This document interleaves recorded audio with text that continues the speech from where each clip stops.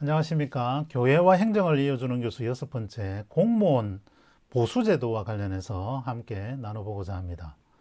자, 어떤 뉴스는 공무원 절대로 박봉이 아니다 이런 뉴스가 있고, 또 공무원들의 반박은 최저임금 수준이다 이런 내용이 있는데요.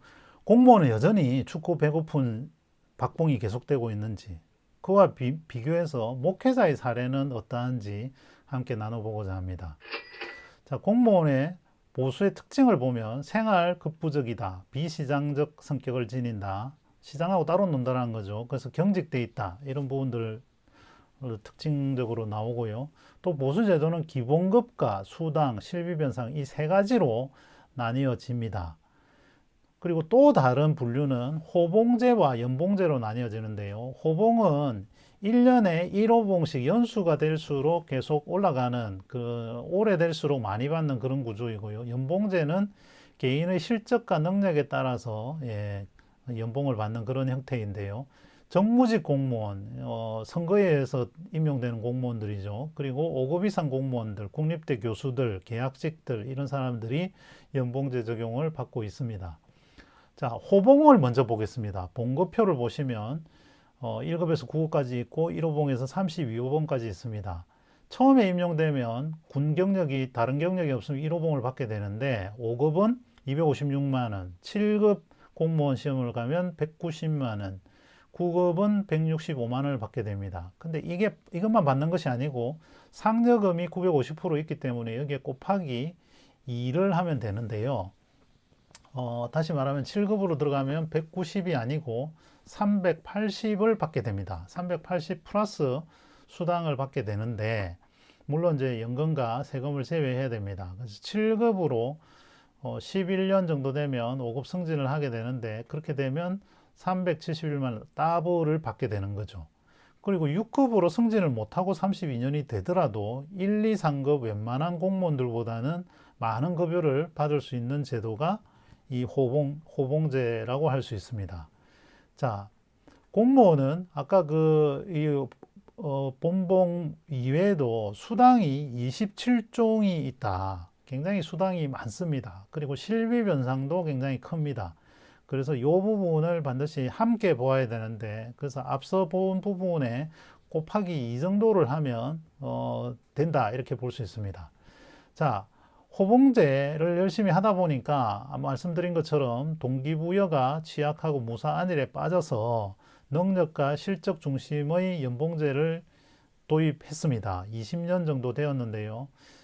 그런데 이 연봉제가 뭐 완전히 잘 되고 있는 것은 아닙니다. 평가가 어렵고 또 공정성, 객관성 시비가 있다 보니 나이나 연수, 직급을 고려한 평가를 하게 되고요. 사실상 호봉제와 크게 차이가 없지 않느냐 이런 비판도 있습니다. 심지어 성과급의 경우에도 나눠먹기식이라고 그래서 n분의 1로 그냥 서로 복잡하니까 n분의 1로 그냥 이렇게 하는 그런 형태입니다. 자, 공무원 보수제도의 가장 큰 특징은 연금제도인데요. 퇴직 이후 오랫동안 근무한 것에 대한 보상 성격인데, 연금제도는 사실 공무원이 과거에 굉장히 인기가 없고 급여가 낮을 때 그걸 보상해주기 위한 것인데, 최근에는 공무원 페이가 사실 굉장히 올랐음에도 불구하고 연금을 반비례로 손질하지 않았기 때문에 여러 가지 문제들이 생기고 있다 이렇게 볼 수 있습니다.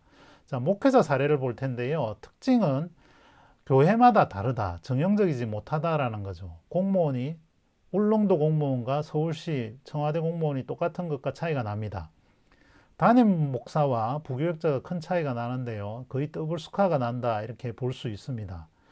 그 다음 특징은 큰 교회와 작은 교회가 엄청나게 차이가 난다 이렇게 볼 수 있는데, 천주교의 경우는 똑같다 이제 이런 것과 또 비교해 볼 수 있겠습니다.